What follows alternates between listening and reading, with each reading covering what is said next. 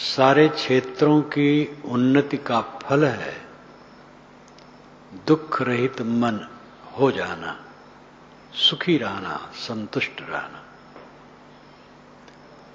और सभी दिशाओं की उन्नति में है मूल तत्व दृढ़ आस्थावान होना।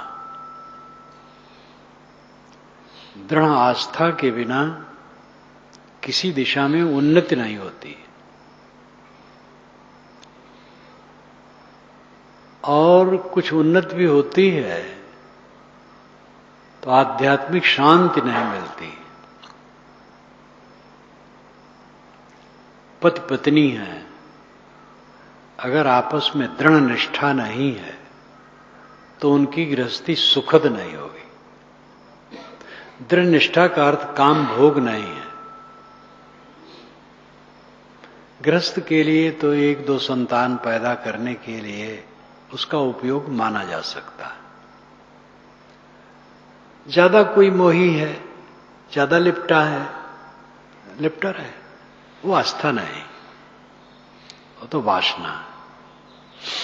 आस्था का मतलब है पत्नी के प्रति पति का और पति के प्रति पत्नी का समर्पण भाव, दोनों के सहयोगी हो, दोनों की त्रुटियां न देखते रहें। अगर दोनों की त्रुटियां देखते रहेंगे तो कभी भी समर्पित नहीं हो सकते। पिता पुत्र, भाई भाई, गुरु शिष्य, पार्टनर, व्यापार में पार्टनरशिप होता है, हिस्सेदारी होती है। अगर एक दूसरे का दोष देखते रहते हैं तो अस्थायी निष्ठा नहीं होगी। अस्थायी निष्ठा न होने से फिर उन्नति नहीं होगी। उन्नति नहीं होगी तो क्या होगा? ऐसे गृहस्थों का भी परिवार मैंने देखा है, चुटपुट तो हो जाता है। कभी सास ने कुछ कह दिया, कभी बहू ने कुछ कह दिया। जो बहुत तेज तर्रार है वो कट भी कह देता है, लेकिन एक दूसरे की बुराई नहीं करते हैं। ऐसे परिवार में देखा कि बातें कुछ हो जाती हैं लेकिन वो पेश करते हैं अच्छे ढंग से। हमारे घर में कोई आपस में तकरार नहीं, सब बड़े सहयोगी हैं। ये सुसंस्कार मैंने देखा।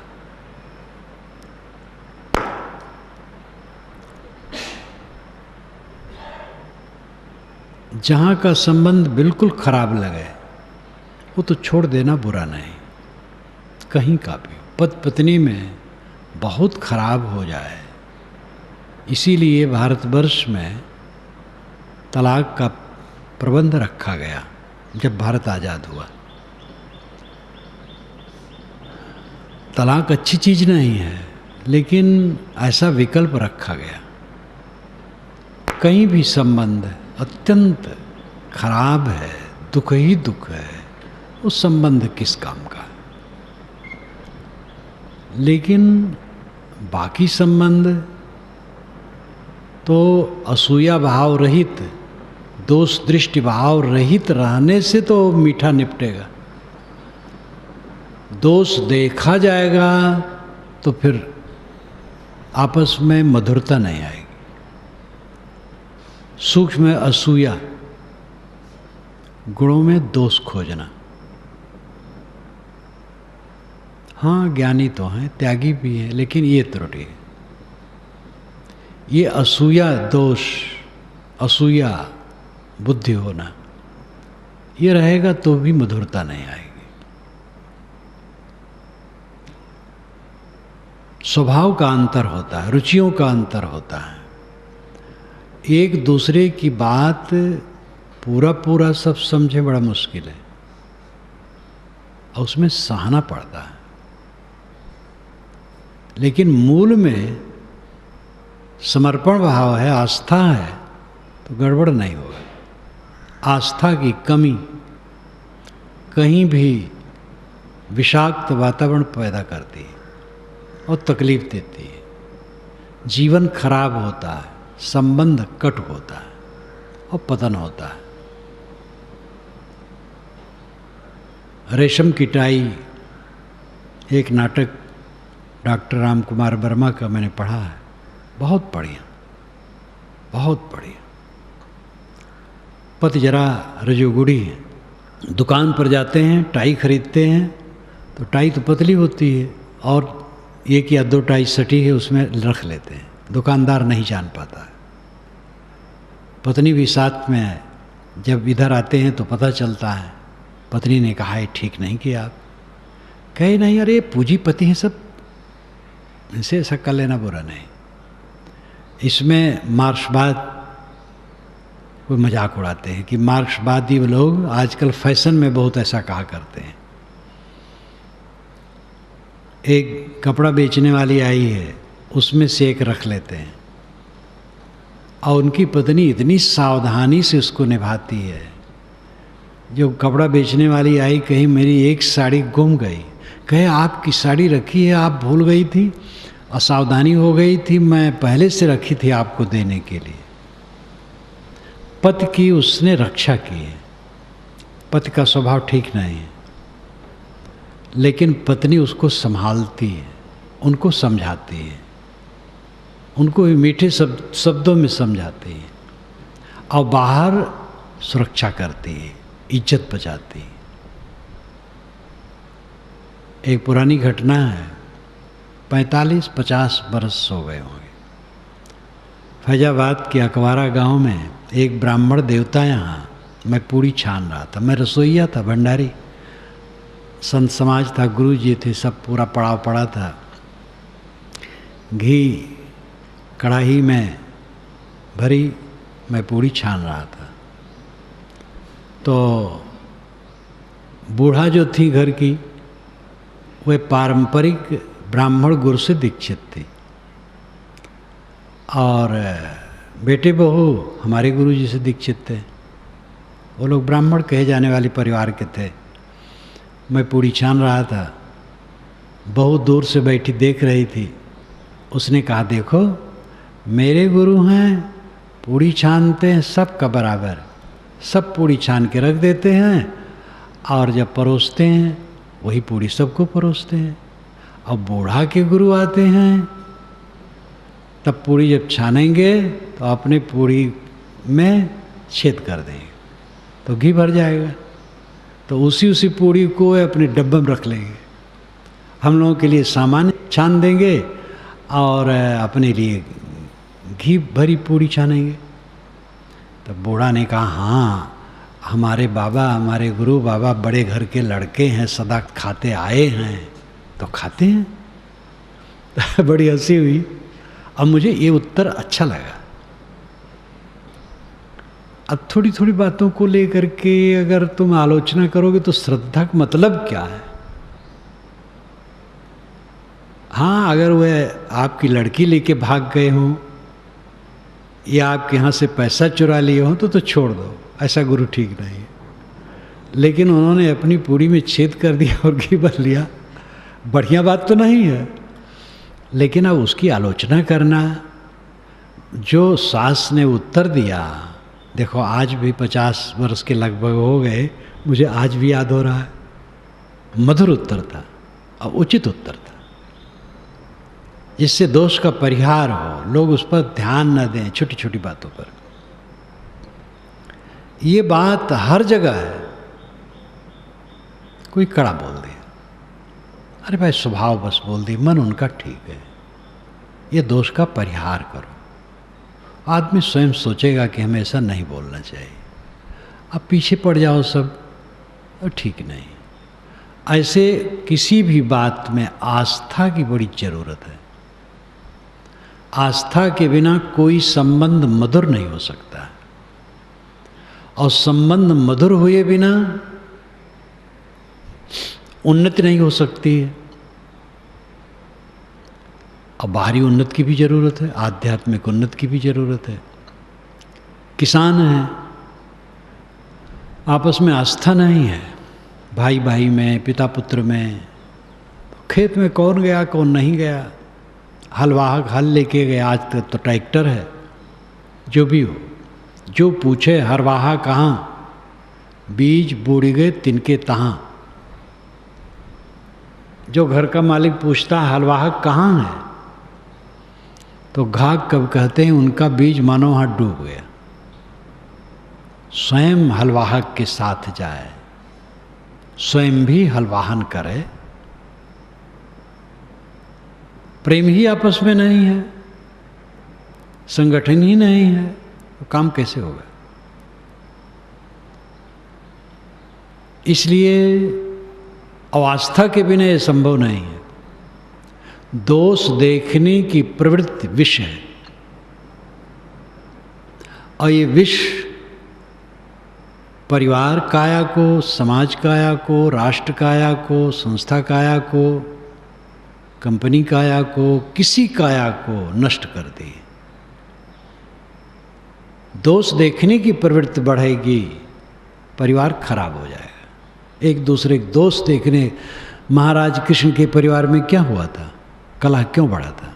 एक दूसरे के दोष देखने में लग गए थे, और देखते देखते जो दशा हुई, पूरे परिवार का विनाश हुआ।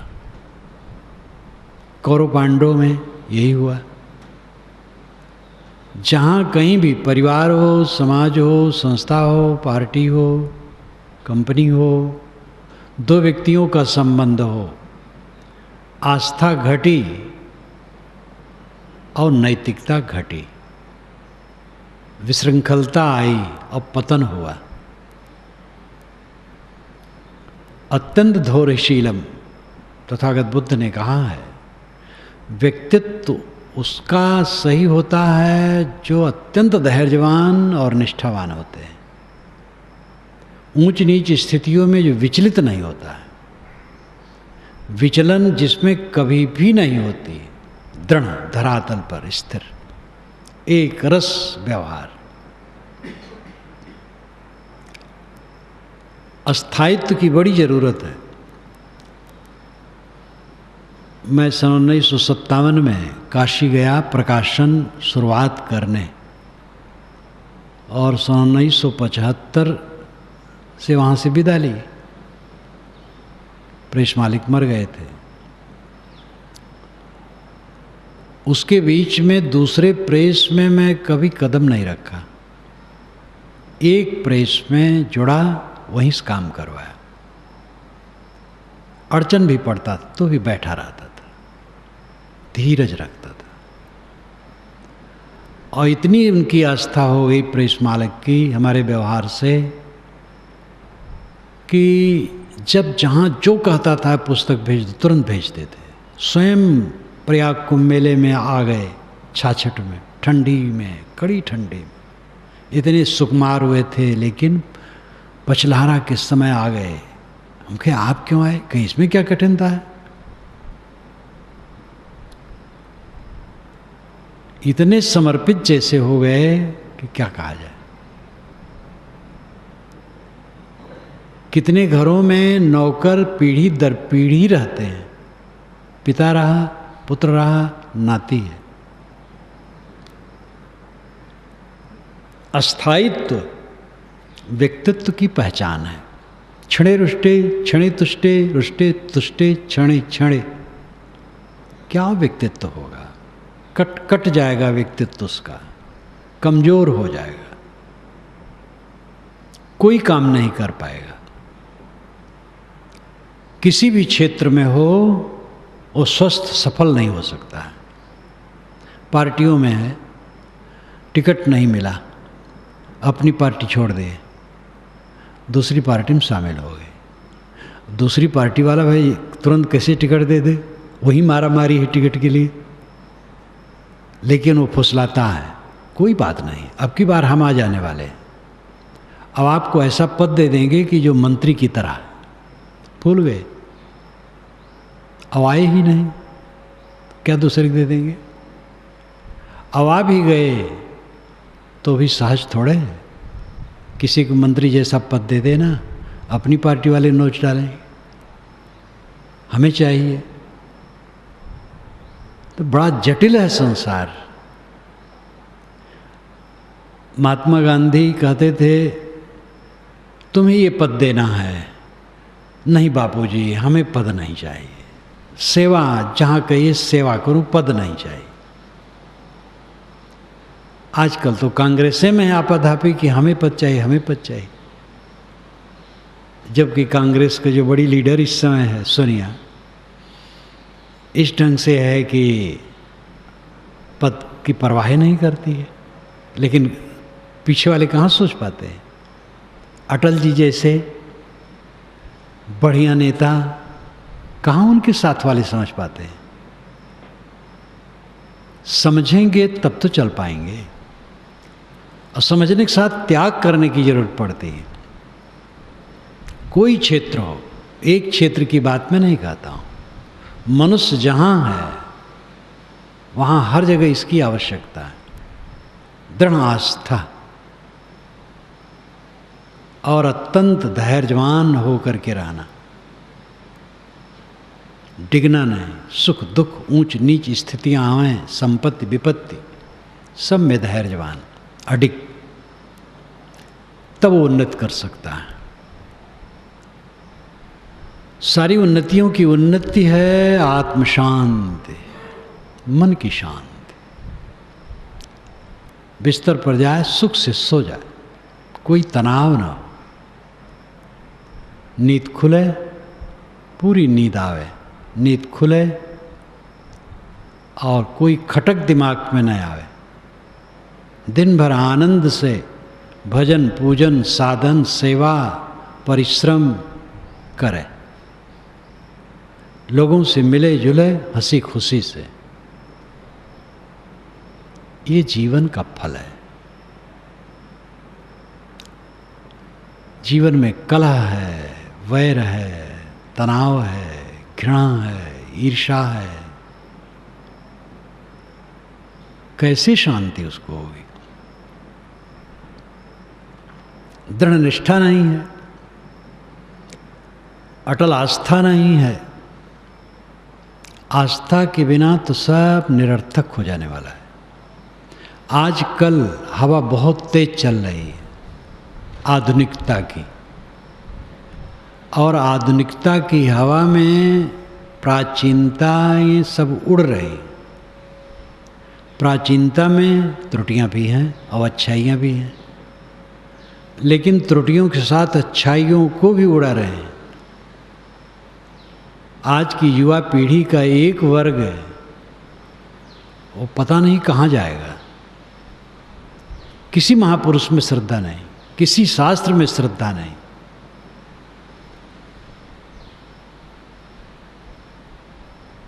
सबका केवल खंडन, सबका तिरस्कार। आस्था के बिना जीवन नष्ट हो जाएगा। पूर्वजों ने हमें जो बल दिया है, शक्ति दी है, उसी के आधार पर हम आगे बढ़ सकते हैं। उसमें जो त्रुटियां हों उसको शोधना चाहिए, दूर कर देना चाहिए। हमारे पूर्वजों ने कहाँ तक पहुंचा दिया है? जहाँ तक पहुंचा दिया है उनका उपकार है। त्रुटियां कहीं कहीं हैं, शोध लें। परंपरा ही उच्छिन्न करके हम जी पाएंगे? बीज को नष्ट कर दें तो अंकुर होगा। बीज खेत में पड़ेगा, अंकुर हो जाएगा तो बीज अपने आप गल जाएगा। वस्तुतः निस्सार रहा वो गल गया, सार ऊपर आ गया, शुद्ध रूप। प्रतिषेध का प्रतिषेध है, बीज का प्रतिषेध अंकुर उदय, और पौधा हुआ अंकुर का प्रतिषेध हो गया, पेड़ हुआ पौधा का प्रतिषेध हो गया, फल फूल आए पेड़ का प्रतिषेध हो गया, पुत्र हुआ पिता का प्रतिषेध हो गया। पिता को मार करके नहीं, पुत्र आगे बढ़ गया। किसके बल पर बढ़ गया? पिता के बल पर। पिता बूढ़ा हो गया, तो मार डालने लायक है वो। उसी के बल पर तो पुत्र बढ़ा है। ऐसे लोगों को मैंने देखा है जिन्होंने अपने पुत्रों को पेशाब करते समय अपने हाथ से उनका पेशाब इंद्रिय धोया है, सिखाया है कि लक्षणका जाओ तो पानी से धो डालो। हर बात में इतनी सेवा, इतनी सेवा। पुत्र उनसे बोलता नहीं है, आज वैर करता है। वे श्रीमान जी नहीं समझ पाते हैं कि हमारे पुत्र आगे यही सब करेंगे। आप अपने पूर्वजों पर निष्ठा और श्रद्धा नहीं रखोगे, आपके लिए फिर क्या होगा?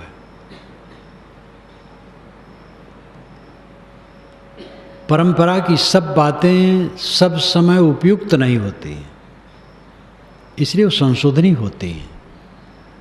लेकिन परंपरा का तिरस्कार करके कल्याण नहीं हो सकता है।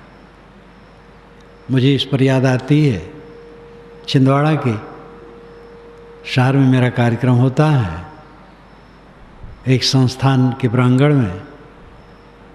तो वहाँ के पंडित पुरोहित एक हैं, प्रौढ़ हैं, विद्वान भी हैं, पुरोहित भी हैं, सब कथा वार्ता करते हैं। और जब मैं जाता हूँ रहते हैं तो वही संचालन करते हैं। एक कुर्सी पर वो अलग बैठ जाते हैं, वही संचालन करते हैं। मैं मंच पर रहता हूँ तो उन्होंने मेरे विषय में कुछ कहा और कहा, अब साहब जी का परंपरा विरोधी विचार सुनिए।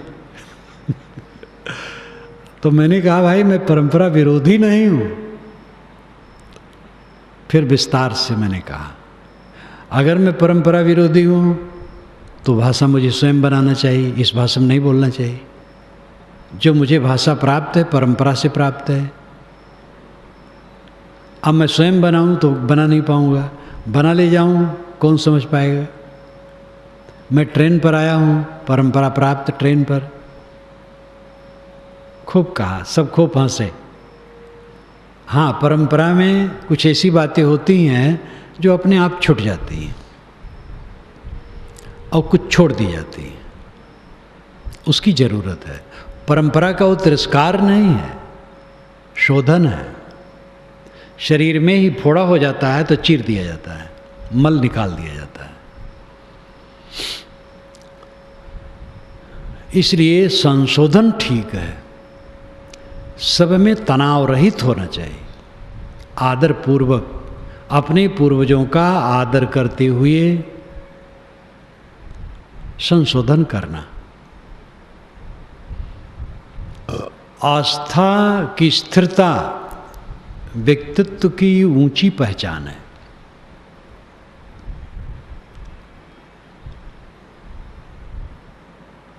यह जिसमें होती है स्थिर आस्था, दृढ़ आस्था, वे अपने जीवन में विकास करते हैं। जो घबरा जाते हैं वो बह जाते हैं। अगर आपको अच्छा गुरु मिल गया है, 1000 तकलीफ मिले तो भी उसको छोड़ना नहीं। अच्छा मित्र मिल गया है, 1000 तकलीफ मिले तो उसको छोड़ना नहीं। अच्छा साथी मिल गया है, कितना कष्ट हो उसको छोड़ना नहीं। और सत्य को तो कभी भी नहीं छोड़ना, चाहे करोड़ों कष्ट मिले। गांव के हित के लिए अपने परिवार के हित को छोड़ देना चाहिए। नीत की बात है। यहाँ मोहल्ला समझ लो, मोहल्ला का किसी प्रकार का हित हो तो अपने हित को थोड़ा कम कर दे और यतराफ के हित के लिए मोहल्ला गांव का हित छोड़ दे।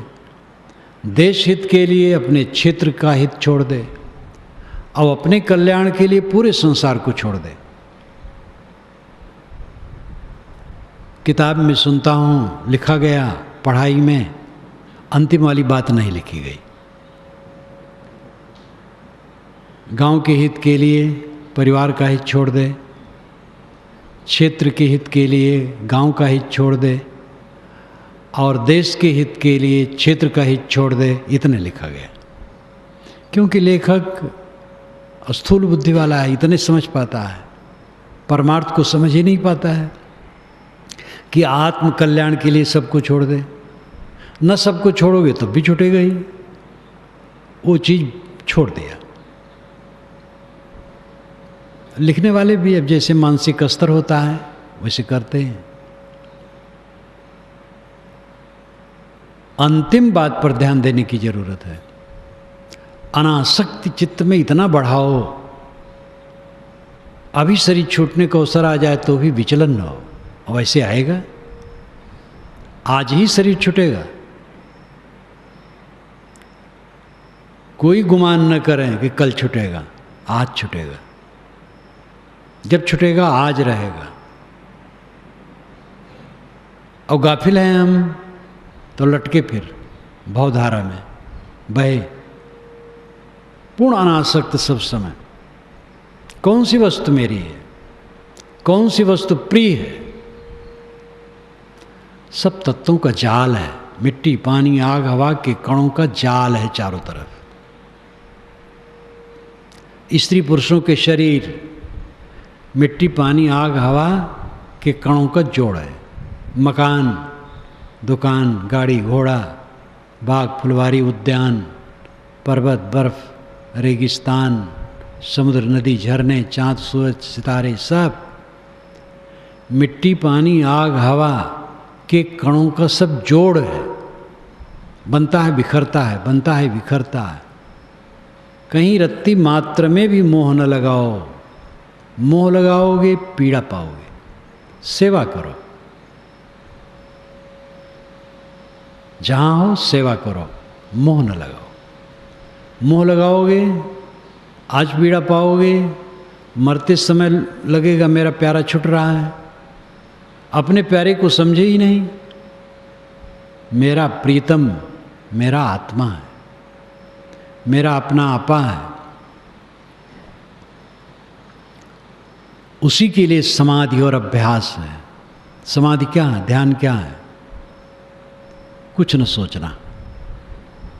जब कुछ नहीं सोचा तो स्वयं रह गया। संकल्प शांत हुआ, मन शायर मन सालहरी, बूढ़े बहुत अचेत, कहीं कबीरते बाँची हैं जाके हृदय विवेक। मन समुद्र है, इच्छाएं तरंगे हैं, सब उसमें डूब के मर जाते हैं। जिसके हृदय में विवेक होगा वो बचेगा। यत्र नानत्य पश्यति नानत शृणोत नानद विजानात् स भूमा। यत्र जहाँ पर जिस स्थिति में ना अन्यत पश्यत दूसरे को नहीं देखता, ना अन्यत शृणोत दूसरे को नहीं सुनता, ना अन्यत विजानाति दूसरे को नहीं जानता, स भूमा, वो भूमा है, वो परमानंद पद है। कुछ न जानना, कुछ न देखना, कुछ न सुनना। गो गोचर जहाँ लग मन जाई, सो सब माया जाने हो भाई। देखी सुनी गुनी मन माही, मोह मूल परमार्थ नाही। गोस्वामी जी सगुण उपासक थे। कोई महाराज राम से मिलने आया है तो उनकी सुंदरता में उन्होंने उसको मोहा दिया। लेकिन जब वह खाटी की बात करते हैं, एकदम शुद्ध अध्यात्म की, तब कोई मुरवत नहीं करते हैं। तो कहते हैं देखी सुनी गुनी मनमाही, मोह मूल परमार्थ नाही। जो देखोगे सुनोगे सोचोगे मोह का कारण बनेगा, परमार्थ उसमें नहीं। दर्पण में अपना चेहरा देखो, अपने मित्र का चेहरा वैसे देखो। जहाँ जहाँ प्रेम है उनका चेहरा देखो। क्या वो चेहरा आपके पास है? चेहरा ही पर विचार करो, वो चाम है। और विचार से चाम को छील दो, क्या दशा होगी? कुछ अच्छा लगेगा? और 4 दिन के बाद सब सड़गुल करके पता नहीं कहाँ जाएगा। जिसमें हम आकर्षित होते अत्यंत क्षणिक है।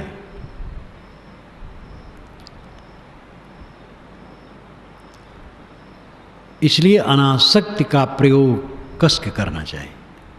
कोई प्रमाद में मत जियो, मौत निकट है, सबके निकट धीरे धीरे आ रही है। धीरे धीरे कहो चाहे जोरे जोरे कहो, दोनों रूप से कह सकते हो। ज्यों कोरी रेजा बुने नीरा आवे छोर, ऐसा लेखा काल का दौर सके तो दौर। साहब कहते जैसे जुलाहा, कोरी हिंदू जुलाहा को कहते थे, जुलाहा मुस्लिम जुलाहा को कहते हैं। जो कोरी रेजा बिने, जैसे जुलाहा थान बुनता है तो भरनी का एक एक सूत दोनों तरफ से डालते डालते सूत कितना पतला होता है, लेकिन डालते डालते बराबर थान पूरा हो जाता है। ऐसे लेखा काल का लेखा ऐसे है, क्षण क्षण क्षण बीतते बीतते एकदम तट पर पहुंच जाएंगे मौत के। इसलिए दौड़ सके तो दौड़ पाओ तो दौड़ो। दौड़ने का मतलब क्या है? निर्मोह हो जाओ, सबसे अनासक्त हो जाओ। जिस संसार को छोड़ना है पहले मन से छोड़ दो। शरीर मेरा साथ नहीं देगा, आसपास में लगे मित्र साथ नहीं देंगे, सेवक साथ नहीं देंगे, धन दौलत मठ मकान साथ नहीं देंगे, कुछ साथ नहीं जाएगा। ये परम सत्यता निरंतर सबके निकट आ रही है। इतना होने पर भी जो ये दृश्य में मोह करता है कितना असावधान है। ये सावधानी सबकी है। इस असावधानी को खूब कस के काटने से कृतार्थ अवस्था आएगी। इसी जीवन में पूर्ण कृतार्थ हो जाना चाहिए। अपने को देखना चाहिए। साधक अपने को देखे। जो साधक अंतर्मुख होगा वो देखेगा, और देखेगा तो उसके अंदर से कुचाल नहीं होगी, उसको तो फुर्सत ही नहीं होगी व्यर्थ बात करना, कटु कहना, किसी के लिए दुर्भावना रखना, कलह करना, राग द्वेष करना, तो संभावना ही नहीं। दूध मथने पर मक्खन निकलता है, उसमें कंकर नहीं होता। मक्खन सरीखा स्वभाव है उनका, कहा जाता है, क्योंकि मक्खन में कंकर नहीं होता। जब आदमी कल्याणार्थी होगा और हकीकत को समझेगा कि हकीकत क्या है, मेरे साथ कुछ भी नहीं है, शरीर रहते रहते कुछ नहीं है, दिखावा है। जिन मनुष्यों के अभिमान में आदमी डूबा रहता है वह मनुष्य उसी की बुराई करते रहते हैं। क्या अहंकार करे वो? मैंने अभी कहा नहीं कि जिस पिता ने अपने पुत्र की शिश्नेंद्री को भी धोया था पेशाब के बाद, बराबर सिखाया था, वो पुत्र अपने पिता से बोलता नहीं। जिसका अहंकार गाठे हम बैठे हैं मनुष्यों का, वह मनुष्य हमारी आलोचना करते हैं। कौन अहंकार? इस मोह न मिटे। जिस शरीर में हम बैठे हैं उसके कण कण हरदम बदल रहे हैं, और बदहवासी किए सदैव ऐसे रहेगा। जिस पद पर हम बैठे हैं वो पद खारिज हो जाने वाला है। किस चीज का गुमान है? कौन सा संबंध स्थिर है? संबंध स्थिर होता ही नहीं। इकाई स्थिर होती है, कैवल्य स्थिर होता है, अद्वैत स्थिर होता है, असंगत्व स्थिर होता है। वह मेरा अपना अस्तित्व है। अपने अस्तित्व बोध में जियो। साधकों को चाहिए सेवा से जितनी फुर्सत पावें खूब अध्ययन करें, ध्यान करें, चिंतन करें, मन को धुनें, अनासक्ति का अभ्यास करें, निर्मोहता का अभ्यास करें, उत्कट वैराग्य पैदा करें चित्त में। सारे मन के कुसंस्कारों को धुन डालें और इसी जीवन में कैवल्य की प्राप्ति करें, अद्वैत स्थिति की प्राप्ति, असंगत्व की प्राप्ति, साथ समाधि की प्राप्ति। तो मैंने आपसे कहा कि आस्था के बिना जीवन बेकार है। बिना आस्था के परिवार, समाज, राष्ट्र, कंपनी, पार्टी कहीं भी उन्नति नहीं हो सकती। एक दूसरे के प्रति आस्था के शब्द को, कोई गलती हो तो उसका सुधार करके, सुधार के रूप में रखो। सो सुधार हरिजन इमिद लेहि, दलित दुख दोष विमल जस देहि, गोस्वामी जी ने कहा। हमारे पूर्वजों ने सब सामग्री दी है, उपयोग करना चाहिए। चाहे कबीर को उठाओ, चाहे तुलसी को उठाओ, चाहे बाइबिल कुरान को उठाओ, चाहे वेद उपनिषद और बुद्ध महावीर को उठाओ, हर जगह से मीठे मीठे निर्देश हमारे लिए मिले हैं। आसपास में बिखरे हुए सज्जन लोग हैं, गृहस्थ, साधु, अच्छे अच्छे विचार के लोग हैं। गृहस्थों में भी अच्छे अच्छे हैं, साधु में तो होने चाहिए अच्छे। जगह जगह हीरे मोती हैं, वहाँ से हम निर्देश लें और स्वयं विवेक से देखें, समझें, दृढ़ आस्थावान बने, निष्ठावान बने, धैर्यवान बने, अपने में स्थायित्व लाएं। तब हमारा व्यक्तित्व उज्जवल होगा, शांति होगी। जो पार्टियां बदलते हैं नेता, दो कौड़ी के हो जाते हैं, किसी को निष्ठा उनके प्रति नहीं रह जाती। इसी प्रकार जहाँ जिसमें है इस प्रकार क्षणिकता, अदलाव बदलाव, वो जीवन से महरूम हो जाते हैं। बाहर की व्यवस्था सुंदर होगी दृढ़ आस्था से, और अंदर में गहरी शांति मिलेगी दृढ़ आस्था से। एक रस जहाँ शुद्ध जगह समझ में आवे, लग जाए और कभी भी उसको न छोड़े। मैंने उदाहरण दिया था, काशी में जब तक काम करवाया सन 1975 से 57 से 75 तक एक जगह काम करवाया। कहीं भी मैं कुछ करवाया उसमें मेरी निष्ठा सदैव एक रस रही, हर काम में एक रस रही। और उसका परिणाम हुआ कि मैं कुछ समाज की सेवा कर सका। और मेरे लिए, अपने लिए जो खास काम है वह काम मेरा हुआ है और रहेगा। ये मैं अपने अनुभव की बात कहता हूँ। अनुभव की बात इसलिए कह देता हूँ कि जिससे जो इसमें साधक हैं वो ये समझ सके कि ऐसा किया जा सकता है। एक दिन जो मैं 1 घंटा बोला था, प्रायः मैं अपने अनुभव की बातें बताई थी, अपनी घटनाओं की बातें बताई थी। तो उसमें कोई आत्म प्रशंसा की इच्छा नहीं थी। बात ये थी कि लोग समझें कि कर सकते हैं हम, केवल कहानी नहीं है, किताब नहीं है, आपका जीवन सबसे बड़ा किताब है।